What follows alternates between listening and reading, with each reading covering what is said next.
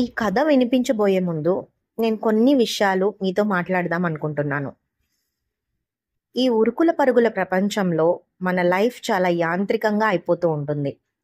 మన ఇంట్లో పనులు కూడా మనం చాలా యాంత్రికంగా చేస్తూ ఉంటాం. ఇది చేయాలి, తర్వాత ఇది చేయాలి, తర్వాత ఇది చేయాలి అంటూ పోతూ ఉంటాం. ఒక్కసారి మనకి మనం అనలైజ్ చేసుకుంటూ ఉన్నప్పుడు మన భర్త దగ్గర మనకు కావాల్సినంత ప్రేమ దొరుకుతుందా? మన అత్తమామల దగ్గర మనకు తగిన గౌరవం, అభిమానం లభిస్తుందా? మనం ఈ ఇంట్లో పనులన్నీ యాంత్రికంగా చేస్తున్నామా? లేదా మనస్ఫూర్తిగా ఇది నా ఇల్లు, నా బాధ్యత అని చేస్తున్నామా అని మనకి ఒకసారి ప్రశ్న వేయించుకోవటం జరుగుతూ ఉంటుంది. అలాగే ఈ కథలో ఒక పాత్ర పేరు యామిని. తను కూడా ఇంటి బాధ్యతలు, పిల్లల బాధ్యతల్ని ఒక బాధ్యతగా అనుకోకుండా తను ఒక బరువుగా అనుభవిస్తూ ఉంటుంది. అలాంటి తన జీవితంలో ఒకరోజు అనుకోకుండా ఒక సంఘటన జరుగుతుంది. అలాంటి సంఘటన తన ఆలోచనలో చాలా మార్పు తీసుకొస్తుంది. తను ఇన్నాళ్ళు ఏదైతే బరువుగా అనుకుందో అది తన బాధ్యత, తను మనస్ఫూర్తిగా చేసుకోవాలి అని తను ఒక నిర్ణయానికి వస్తుంది. అది ఎలాంటి సంఘటన అనేది ఈ కథలో ఇప్పుడు మీరు వింటారు. దిక్కుమాలిన వాన ఇప్పుడే తగులుకోవాలా? కాసేపు ఆగాక రాకూడదు? ఆకాశం వైపు చూస్తూ తనలో తనే అనుకుంది యామిని. కడుపు నిండా నీళ్లు తాగిన ఏనుగుల గుంపు హడావిడిగా తిరుగుతున్నట్లుగా దట్టమైన మేఘాలతో నిండిపోయింది ఆకాశం. ఎక్కడెక్కడికో ఎగిరెళ్లిన పక్షులన్నీ గూళ్లకు చేరిపోవడానికి ఆరాటపడి గుంపులు గుంపులుగా ఆకాశాన్ని కమ్మేశాయి. చూస్తుండగానే సాయంకాల పగటి గీతలన్నీ కాటుక పూసినట్లుగా నల్లగా మారిపోసాగాయి. చెట్లన్నీ సామూహిక బృందగానం చేస్తున్నట్లుగా పెద్దగా చప్పుడు చేస్తూ ఊగసాగాయి. యామిని మనసంతా అల్లకల్లోలంగా ఉంది. ఇంట్లో నుంచి వాకిట్లోకి, వాకిట్లో నుంచి ఇంట్లోకి తిరుగుతూ లోపలే గొనుక్కోసాగింది. ఆలోచనలు అదుపు తప్పిన గుర్రంలా పరుగులు తీయసాగాయి. ఏమైందే? కాలుగాలిన పిల్లిలాగా లోపలికి బయటికి తిరుగుతున్నావు? దండం మీద బట్టలన్నీ ఇంట్లోకి తెస్తావా, లేక తడిసిపోతున్న వాటిని చూస్తూ బయటే నుంచుంటావా? ఏమిటో నీ వాలకం అర్థం కాకుండా ఉంది. అత్తగారి మాటలతో ఈ లోకంలోకి వచ్చిన యామినిని అదిరిపడి ఆమె వైపు చూసి ఒక్కసారిగా గతుక్కుమంది. తనను, తన ఆలోచనలను చదివేస్తున్నట్లుగా మాట్లాడుతున్న అత్త వంక అయోమయంగా చూస్తూ, ఏమీ మాట్లాడకుండా నిల్చున్న యామినిని చూస్తూ, పెద్దదాన్ని నా మాటంటే ఎలాగూ లెక్కలేదు, కనీసం కడుపున పుట్టిన కాయ మీదైనా కాసింత ప్రేముండొద్దు అంది. వసారాలోని అరుగు మీద ఆడుకుంటున్న పిల్లల వంక చూసింది యామిని. మెరుస్తున్న మెరుపులు, కురుస్తున్న చినుకులు తమ కోసమే అన్నట్లుగా చూపుల్లో స్వచ్ఛతను, ముఖంలో అమాయకత్వాన్ని నింపుకొని ఎవర్నీ పట్టించుకోకుండా ఆడుతున్నారు పిల్లలు. 5 ఏళ్లు నిండిన పెద్ద పాప పెద్ద ఆరిందలా మారిపోయి 3 ఏళ్ల చిన్నపాపకి ఆకాశాన్ని చూపిస్తూ ఏదో చెప్పసాగింది. చిన్న పాపకి ఏదో అర్థమైనట్లుగా తలాడిస్తూ మధ్య మధ్యలో నవ్వులు చిందిస్తోంది. చూపు పిల్లల మీద నుంచి వాన చినుకుల మీదకు మళ్లించింది. వానంటే పెద్ద వానా కాదు, అలాగని బయటికి వెళితే తడవకుండా రావటం కూడా సాధ్యం కాదు. కానీ వెళ్ళాలి, ఎలాగైనా వెళ్ళాలి. భర్త అనుమానపు చూపులు ముళ్ల నుంచి, అత్తగారి ఆంక్షల నుంచి కాళ్లకు చుట్టుకునే పిల్లల బంధనాలను విడిపించుకుని కాసేపైనా వెళ్లి రావాలి. అతని చూపుల సుడిగుండంలో కొట్టుకుపోవాలి. మాటల ప్రవాహంలో మైమర్చిపోవాలి. ఏదో స్థిర నిశ్చయానికి వచ్చినట్లుగా వసారాలోకి నడిచింది. నేల మీద కూర్చున్న అత్తగారి వీపు మీద పెద్దది, ఒడిలో చిన్నది కూర్చొని ఆడుకుంటూ కనిపించారు. ఆమెను సమీపించి, అత్తయ్య, ఒకసారి బయటికి వెళ్ళొస్తాను అంది యామిని. అత్తగారి కళ్లల్లో ఉరుములు కనిపించాయి. తొందరగా వచ్చేస్తాను అంది యామిని. ఎందుకు? రజనీని కలవాలి. ఈ సాయంత్రం వస్తానని చెప్పాను. తీరా చూస్తే వాన మొదలైంది. వాన మొదలైందని నువ్వే అంటున్నావు, ఎలా వెళ్తావు మరి? గొడుగేసుకుని.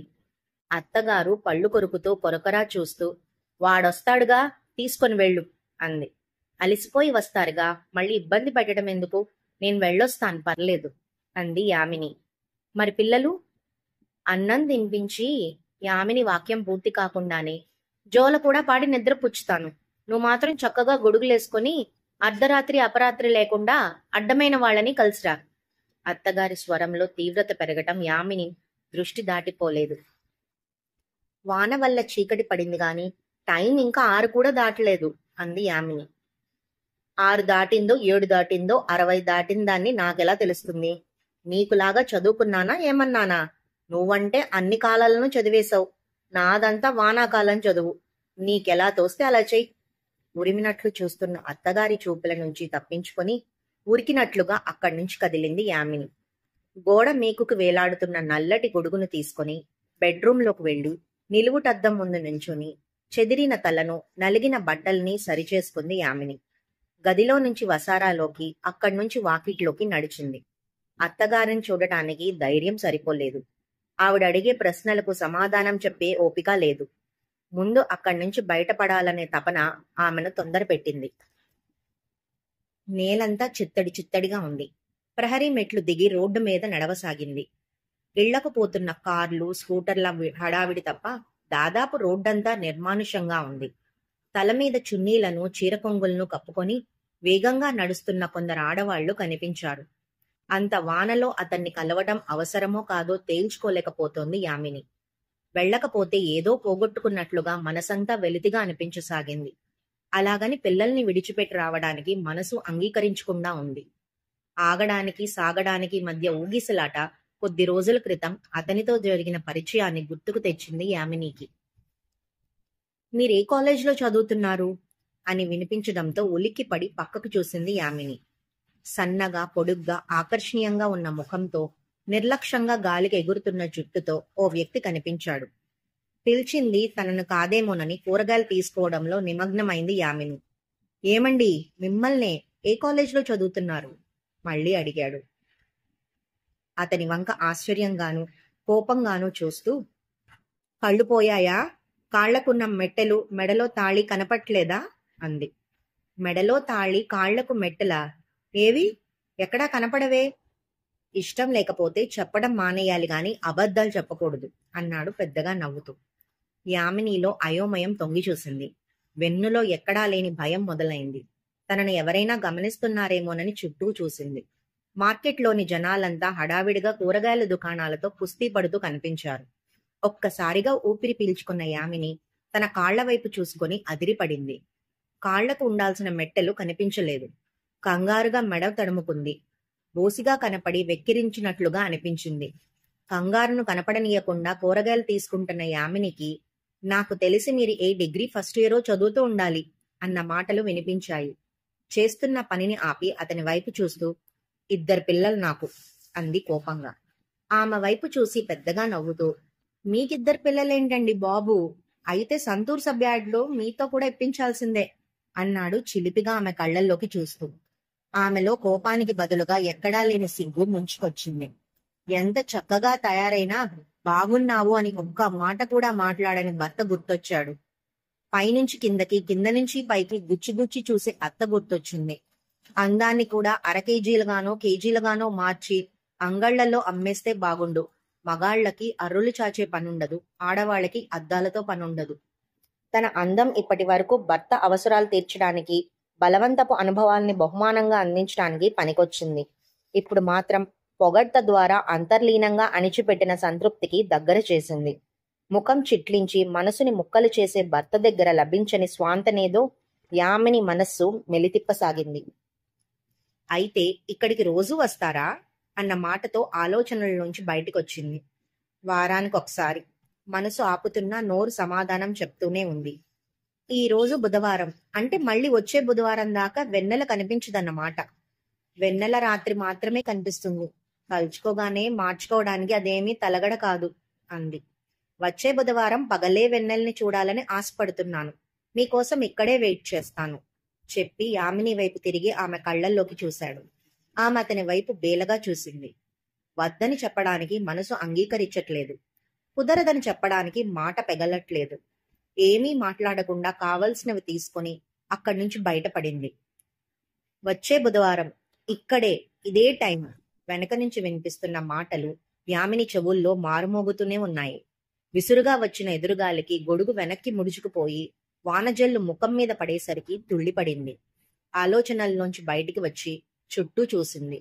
రోడ్డు పక్కనున్న చెట్లన్నీ గాలికి పూనకం వచ్చినట్లుగా భయంకరంగా ఊగుతున్నాయి. తారు డబ్బాల్ని కుమ్మరించినట్లుగా కళ్ల ముందు చీకటి కదలాడుతోంది. గొడుగు సరిచేసుకుని ముందుకు నడుస్తున్న యామినికి ఒకే కర్రను రెండు చివర్లా పట్టుకొని నడుస్తున్న ముసలి జంట కనిపించారు. వయసులో ఉన్నప్పుడు 100 మందిని దొరకొచ్చుగాని వయసు ఉడికాక మాత్రం భార్యాభర్తలే ఒకరికొకరు ఊతకర్రలేమో అనిపించింది. మనస్సులో ఆలోచనలేవో సుడులు తిరిగాయి. వేగంగా నడవడం వల్ల ఆయాసం ఎక్కువసాగింది. మెడలో వేలాడుతున్న నల్లపూసల గొలుసు బరువుగా కదలాడుతోంది. తొందరగా వెళ్లాలని గబగబా ముందుకు నడిచి ఏదో అడ్డం పడినట్లుగా ముందుకు తూలిన యామిని అటువైపు చూసింది.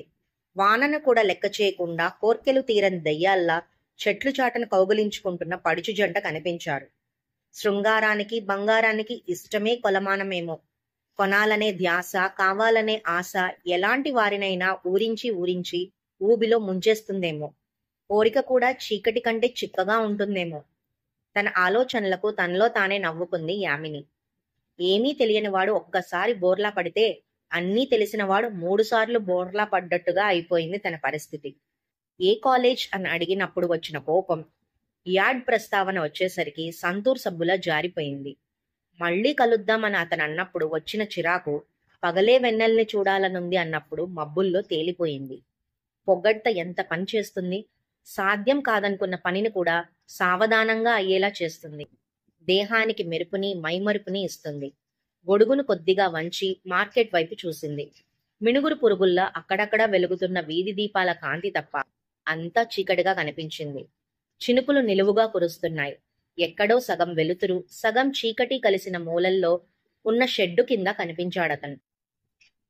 అడుగంటిన బావినీటిని ఆబగా తోడుకుని దాహం తీర్చుకున్నట్లుగా ఆమె ప్రాణం తెప్పరిల్లింది. గబగబా అక్కడికి నడిచి అతని పక్కన నిలబడింది. ఆమెకు అంతా కొత్తగా ఉంది. చుట్టూ పరుచుకున్న చిమ్మ చీకటి ఆమెను సాగనంపడానికి వచ్చిన స్నేహితురాళ్లా అనిపించింది. అక్కడక్కడా కనిపిస్తున్న గుడ్డి వెలుతురు ఆమె చేస్తున్న పనిని చూడటానికి లోకం పంపించిన భూతద్దంలా కనిపించింది. తనది కాని సగభాగం పక్కన సజీవంగా నిలబడిందో లేక జీవోత్సవంలా నిలబడిందో అర్థం కాకుండా ఉంది. వదిలేసి వచ్చిన బాధ్యతల్ని ఆమె వేడివేడి నిట్టూర్పుల్లో పడి కాలిపోసాగాయి. కొంచెం దగ్గరగా జరుగు అన్న మాటతో అతని వైపు చూసింది. పొగలు కక్కుతున్న ఫ్యాక్టరీ గొట్టంలా ఆమె కళ్లకు కనిపించాడతను. ఆమె అతనికి దగ్గరగా జరిగింది. అతను తన 2 చేతులతో ఆమెను మరింత దగ్గరగా తీసుకొని ఆమె బుగ్గ మీద ముద్దు పెట్టుకోబోయాడు. యామిని అరచేతులను అడ్డం పెట్టి, "ఇది నీకు తొలి ముద్దా?" అంది. అతను ఆమె వైపు విస్మయంగా చూస్తూ, "నీకు కాదుగా" అన్నాడు. యామిని అతన్ని తోసేసి దూరంగా నిలబడింది. ఆమె ఆలోచనలు సముద్ర తరంగాల్లా ఎగిసిపడుతున్నాయి. పశ్చాత్తాపంతో ఆమె హృదయం దహించుకుపోసాగింది. ఒక్కసారిగా భర్త, అత్త, పిల్లలు గుర్తొచ్చి ఆమె కళ్ళు తడిబారాయి. ఇన్నాళ్ళు ఇల్లంటే బందికానా అనుకుంది తను. కాని మనిషికైనా మనసుకైనా ఆంక్షలు అవసరమని, బంధాలను బరువుగా భావించటం కంటే బాధ్యతగా స్వీకరిస్తే బతుకు భద్రంగా ఉంటుందని ఆమెకు అర్థమైంది. యామిని అతని వైపు ఒక్కసారి చూసి అక్కడి నుంచి బయలుదేరింది. "ఇందుకేనా వచ్చింది?" వెనక నుంచి వినపడిన మాటలతో ఒక్క నిమిషం ఆగిపోయింది. అతని వైపు చిరునవ్వుతో చూస్తూ, "ఇన్నాళ్ళు ఏదో భ్రమలోనూ భ్రాంతిలోనూ ఉన్నాను. ఈ చీకటి నా కళ్ళు తెరిపించింది. నల్లని మబ్బులతో నిండిన ఆకాశం, వేసుకొచ్చిన నల్లని గొడుగు, ఈ నల్లపూసల గొలుసు, అన్నిటినీ మించి అంధకారంతో నిండిన నా మనసు నన్నింత దూరం నడిపించాయి. దారిలో ఎదురైన జంటలు నాకు పాఠాన్ని నేర్పించాయి. నాలో పరివర్తన కలిగించాయి. నా ఇంట్లో దీపాన్ని వెలిగించాల్సిన బాధ్యత నా మీద ఉంది. ఆ దీపం ఆరిపోకుండా కాపాడుకోవాల్సిన అవసరం నాకుంది. మనం ఏర్పరచుకునే సంబంధాలు హత్యలనో ఆత్మహత్యలనో కానుకగా ఇవ్వకూడదు. పీడకలలా వెంటాడకూడదు. గుర్తుంచుకునే జ్ఞాపకాల్లా మిగలాలి" చెప్పి ముందుకు కదిలింది యామిని. చేతికి చిక్కిన చేప కళ్ల ముందే క్షణాల్లో చేజారిపోవటంతో అతనిలో నిరాశ తొంగి చూసింది. గట్టిగా నిట్టూర్పులు విడుస్తూ అక్కడి నుండి కదిలి చీకట్లో కలిసిపోయాడు. ఈ కథ ఇంతటితో సమాప్తం.